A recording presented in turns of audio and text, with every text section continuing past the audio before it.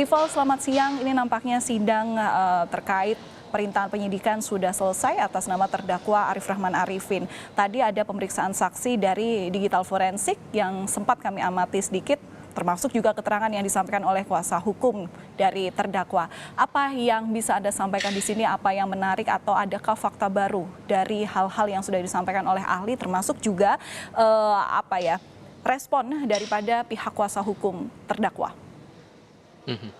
Iya. Sepanjang hari ini proses pemeriksaan atau mendengarkan keterangan ahli digital forensik atas nama Adi Setia untuk terdakwa Arif Rahman Arifin ini menyoroti lebih banyak penekanannya soal prosedur dari penanganan ataupun juga pemeriksaan atas data digital yang diterimanya. Kalau kita ingat lagi tadi dalam keterangan awal disampaikan bahwa Adi Setia yang bertugas di Direktorat Tindak Pidana Siber Mabes Polri ini menerima sejumlah barang dari penyidik, barang bukti dari penyidik yang kemudian diminta untuk ditelusuri lebih lanjut. Ada total 6 barang yang diterima, satu diantaranya berupa diska keras atau hard disk, sementara sisanya merupakan diska lepas atau flash disk. Nah, di antara 6 barang tersebut hanya ada satu yang memiliki keterkaitan dengan kasus yang diperiksa oleh penyidik, dalam hal ini terkait dengan pembunuhan Yosua, yakni pada diska keras atau hard disk yang ternyata saat ditunjukkan isinya berupa video yang menggambarkan rekaman CCTV di Kompleks Polri Duren 3 Jakarta Selatan. Ini visualnya menangkap gambaran kondisi di depan rumah dinas Verdi Sambo saat itu yang masih mendapatkan fasilitas di Kompleks Polri Duren 3 Jakarta Selatan. Baru sebatas itu. Nah, kemudian ada beberapa penegasan yang dimintai oleh tim jaksa penuntut umum sehubungan dengan prosedur-prosedur yang dilakukan saat data itu diterima, barang-barang itu diterima, bentuk penindaklanjutannya seperti apa, bagaimana proses pemeriksaannya. Nah, tadi yang saya cermati betul yang sempat ada cecaran pertanyaan dari tim kuasa hukum Arif Rahman Arifin ini seputar prosedur dari pemeriksaan, karena disebutkan bahwa ada standar prosedur internasional yang dipegang oleh tim penyidik dari Direktorat Tindak Pidana Siber untuk menangani ataupun juga memeriksa dari sejumlah bukti itu tadi. Nah, itu yang coba digali tadi oleh Ketua Tim Kuasa Hukum dari Arif Rahman Arifin, Junaidi Saibi tadi. Dalam beberapa saat bahkan tadi sempat dijelaskan beberapa poin sehubungan dengan prosedur-prosedur mulai dari penerimaan, lalu eksaminasi, dari penamaan label dan lain-lain begitu. Bahkan dihadapkan lagi kepada Hakim Ketua Ahmad Suhel tadi beberapa prosedur yang dijelaskan lebih lanjut oleh ahli digital forensik Adi Setia sepanjang persidangan pada hari ini. Nah, itu tangkapan ataupun juga yang saya cermati berkenaan dengan hal-hal yang disampaikan oleh Adi Setia dan juga beberapa poin yang ditanyakan juga oleh tim jaksa penuntut umum maupun juga dari tim kuasa hukum terdakwa Arif Rahman Arifin. Ini baru satu agenda sidang, Valen.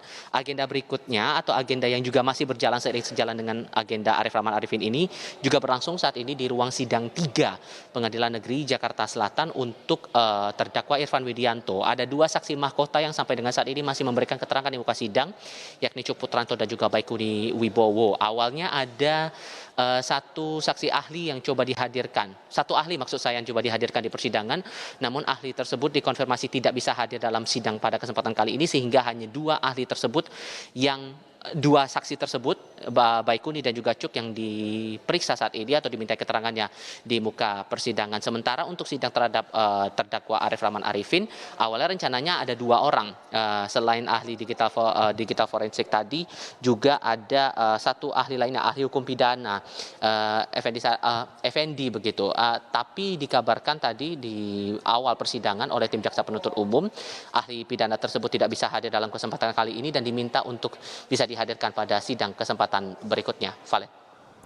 Ya, Tifal, tadi memang kami juga sempat melihat daripada proses persidangan yang terjadi, ini bagaimana dari jaksa penuntut umum maupun majelis hakim, termasuk juga dari penasihat hukum mendalami bagaimana terkait dengan prosedur pemeriksaan sejumlah bukti yang diterimakan saat itu kepada Direktorat Tindak Pidana Cyber Barreskrim Polri dari tim penyidik atas kasus dugaan perintangan penyidikan ini. Nah, terkait dengan hal-hal yang sudah disampaikan di muka persidangan, seperti apa tanggapan dari kuasa hukum Arif Rahman Arifin? Tadi sempat doorstop juga dan itu tadi ada beberapa hal yang menurut mereka masih belum bisa diterima begitu. Seperti apa, Tifal?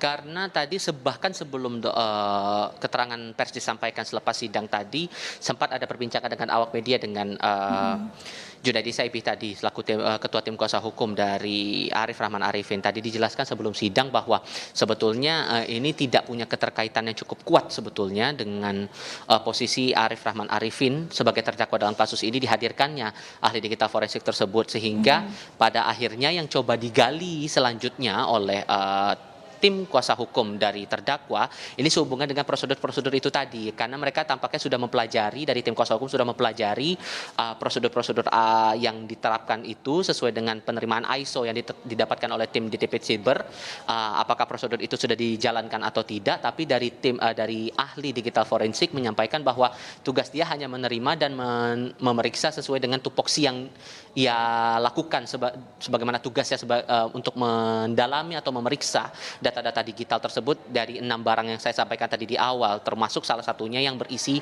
video rekaman CCTV di Kompleks Polri Duren 3 Jakarta Selatan. Baru sebatas itu, sehingga yang akan menarik lagi kemudian adalah saksi dan juga ahli lain yang coba didatangkan oleh jaksa penuntut umum, karena jadwalnya baru akan disidangkan kembali pada 5 Januari 2023 akan didatangkan lagi ahli ataupun juga saksi dari pihak jaksa penuntut umum untuk terdakwa Arif Rahman Arifin. Valen. Baik, memang nanti tanggal 5 Januari 2023 itu akan kembali berlanjut sidang atas terdakwa Arif Rahman Arifin yang memang diharapkan akan mengungkap daripada keterangan lebih jelas lagi terkait upaya perintahan penyidikan yang dilakukan oleh sejumlah terdakwa mantan dari Korps Bayangkara. Terima kasih atas laporan Anda, jurnalis Kompas TV Tifal Solesa langsung dari Pengadilan Negeri Jakarta Selatan.